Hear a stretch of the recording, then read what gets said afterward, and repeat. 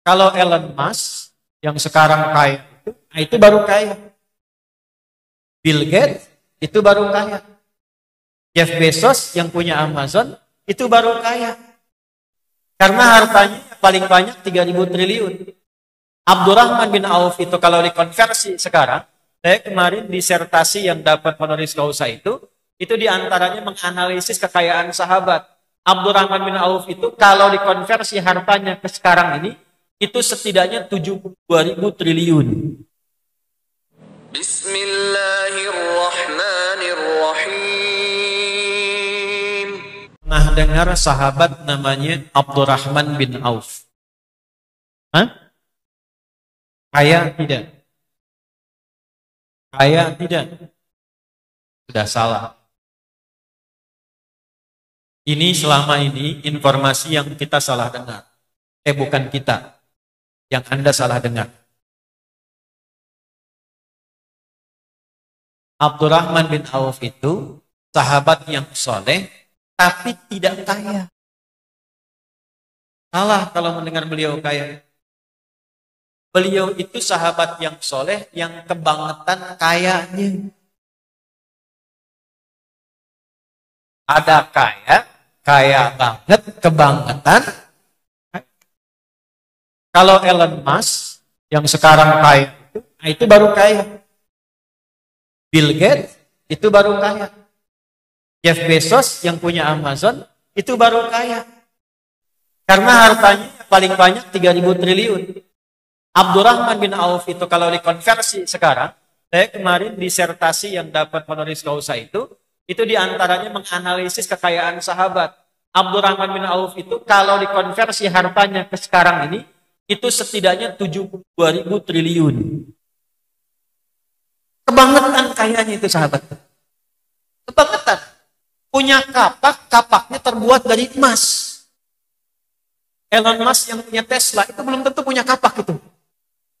Abdurrahman bin Auf kapaknya terbuat dari apa? Tapi yang paling menarik, beliau itu sedekahnya gak nanggung.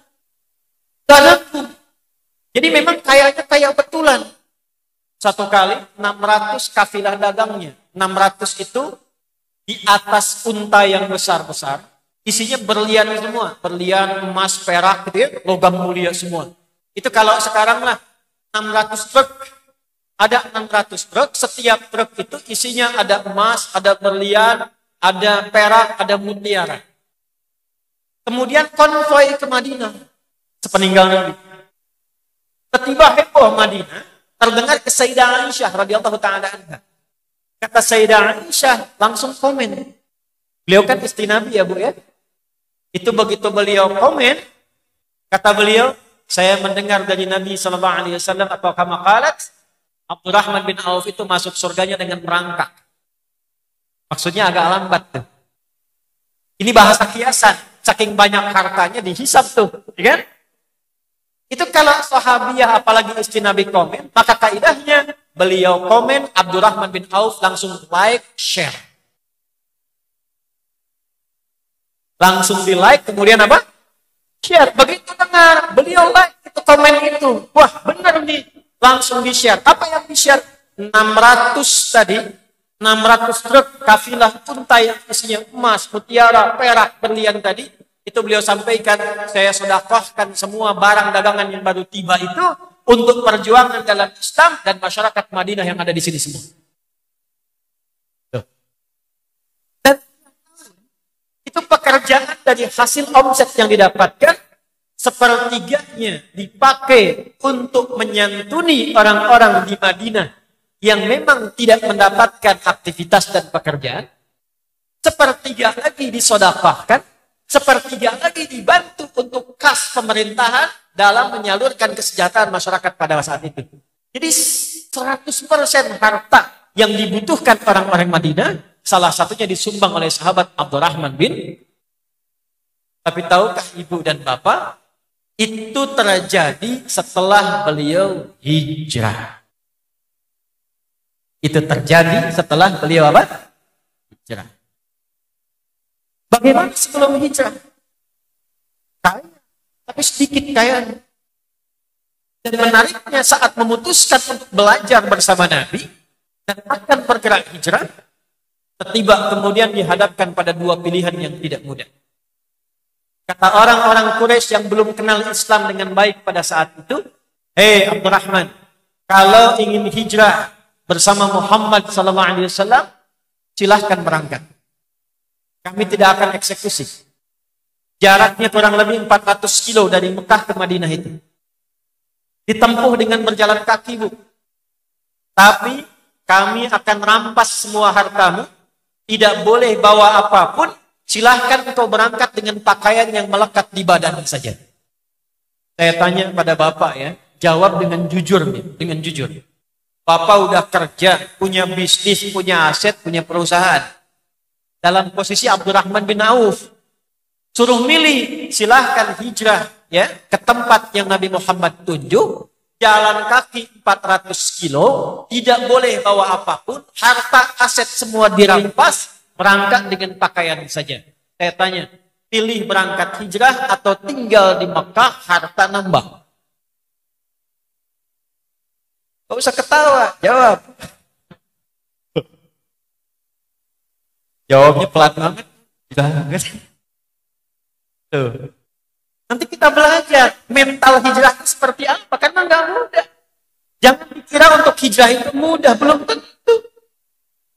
Maka yang hebat, beliau memilih, saya berangkat hijrah. Perhatikan, saya memilih berangkat hijrah. Ditinggal semua, Pak. Berangkat dengan pakaian saja.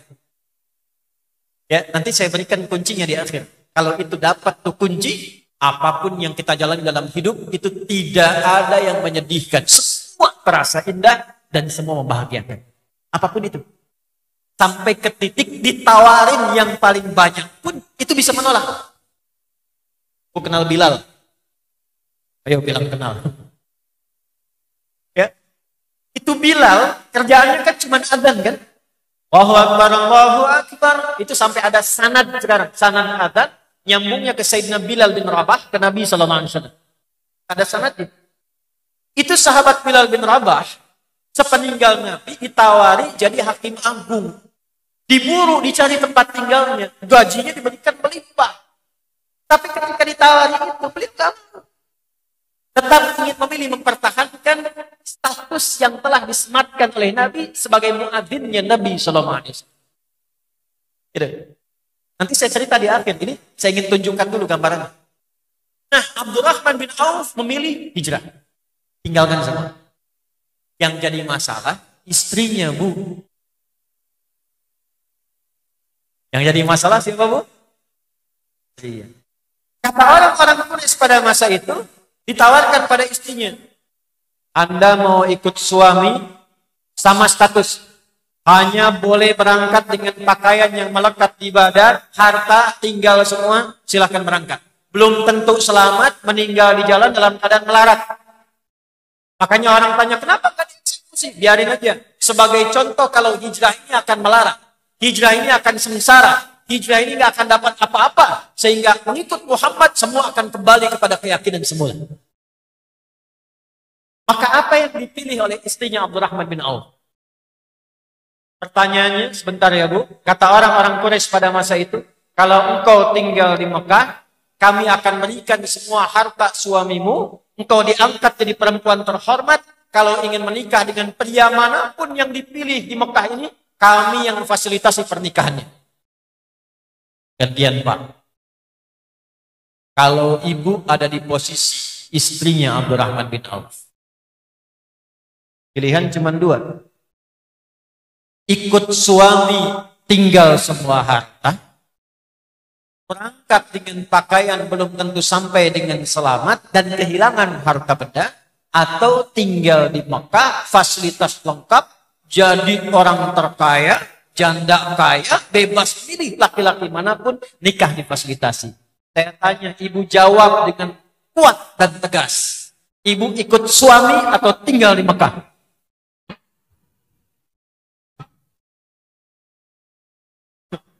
Bohong. Bohong kata bapakmu. Udah, antum diam dulu. Ntar ada bagian antum. Diam dulu sebentar. Ya. Saya tanya ibu dulu. Bu, bu, bu, anggap suami nggak ada ya bu. Ibu jawab dah. Kalau ibu kesini ada tawaran nih dari kompleks Sukarna nih. Bu, ibu nggak pulang, ibu dikasih rumah di sini, difasilitasi. Kalau mau cari jodoh di sini, kami fasilitasi. Asal ibu jangan berangkat lagi ngaji dengan suami, jangan berangkat ke sana lagi, semua diberikan. Saya tanya, ibu memilih tinggal di sini atau ikut suami pulang? Bohong. Ikut suami, ikut suaminya sambil nyanyi bapaknya tuh, ikut suami. Nah, lihat sini. Ternyata memang ucapan itu tidak seideal pilihan. Istrinya Abdurrahman bin Auf memilih tinggal di Mekah. Belum selesai ceritanya. Kalau selesai saya pamit pulang kan. Sudah pilih tinggal di Mekah. Suami berangkat. Ini yang saya mau cerita Pak. Makanya dari sini nanti bukan hanya ada ayatnya, tapi ada bab dalam hadisnya yang dengan jenius dikumpulkan oleh Imam Al-Bukhari. Itu jadi bab untuk orang-orang Islam yang mau dagang sampai sukses. Hijrah beliau, singkatnya sampai di Madinah. Dahsyatnya orang Madinah sampai sekarang. Orang Madinah itu ciri khasnya sopan, baik, lembut, dan suka menolong. Dikumpulkan sifatnya dalam bahasa Arab disebut dengan ansor namanya. Ya, ansor itu secara singkatnya sifat yang dalam untuk menolong, saking dalamnya mau berbagi apa yang paling mahal dimiliki. Gitu. Ansor tuh. Kalau ada GP Ansor itu harus punya sifat itu tuh, ya. Balik. Jadi saking dalamnya itu diabadikan di Quran. Surah 59 itu, ayat yang 9 itu ya, sampai dengan 10 itu. Wa yu'thiruna ala anfusihim walau kana bihim khasasah. Itu bisa bantu orang lain, walaupun harus berbagi apa yang sekarang dimiliki. Ansar. Jadi orang hijrah itu datang ke Yathrib, kelak jadi Madinah, yang haus dijemput oleh orang yang punya minuman, sifatnya sama. Yang lapar ditunggu oleh orang yang bawa makanan. Ini Abdurrahman bin Auf, kisah hijrah ini viral sampai ke Madinah. Ini pernah kaya, jatuh fakir, hartanya dikuras habis, ditinggalkan keluarga demi hijrah mengikuti pedoman petunjuk Nabi. Sampai kisahnya ke Yathrib ke Madinah. Dijemputlah oleh orang paling kaya di Madinah pada saat itu. Yang kebun kurmanya paling banyak, hartanya paling banyak. Dijemput, ketemulah dengan beliau itu menawarkan dua hal. Perhatikan. Akhirnya jadi Aukamakala, saudaraku yang mulia. Sami'tu annaka kunta ghaniyan. Aku dengar kamu ini pernah kaya. Ingin kaya lagi? Khudh nisfa mali. Silahkan ambil setengah kekayaan saya. Dan engkau ditinggalkan oleh istri dan keluarga. Kalau ingin nikah lagi, silahkan pilih perempuan paling cantik di Masjid Madinah ini. Kalau perlu bagian dari keluarga, aku fasilitasi pernikahan. Allahu Akbar. Gantian ya Bu ya. Gantian. Kan sudah bilang dari awal, bagian antum nanti ada. Kalau antum di posisi Abdurrahman bin Auf, datanglah ke Madinah, taruhlah datang ke sini nih, ke Sukarna. Ditawari, Pak, Bapak pernah kaya. Kalau pengen kaya lagi, ambil setengah harta saya. Kalau pengen nikah lagi, pilih yang paling cantik di sini, saya fasilitasi. Pertanyaan saya, antum terima atau tidak ditolak sama sekali? Makanya saya kasih tawaran, diterima atau tidak ditolak sama sekali. Sebab wajah, pasti begitu jawabannya. Percuma Bu, nawarin ditolak. Jawabannya pasti diterima. Tapi yang mahal ini huruf taknya. Belum tahu kalau Nabi perintahkan itu pasti Allah yang minta. Karena Allah yang minta, Allah itu punya sifat maha baik, maha kaya, maha segalanya. Jadi apapun yang kita kerjakan dengan sifat semua itu pasti Allah berikan. Jadi kalau paham di dalam dirinya ada Allah, saya punya Allah, maka hilang semua bandingan-bandingan dunia itu. Saya punya Allah, Allah Maha Kaya. Kalau saya ikuti petunjuk Allah, Allah pasti akan berikan yang lebih daripada apa yang pernah saya dapatkan. Karena merasa punya Allah.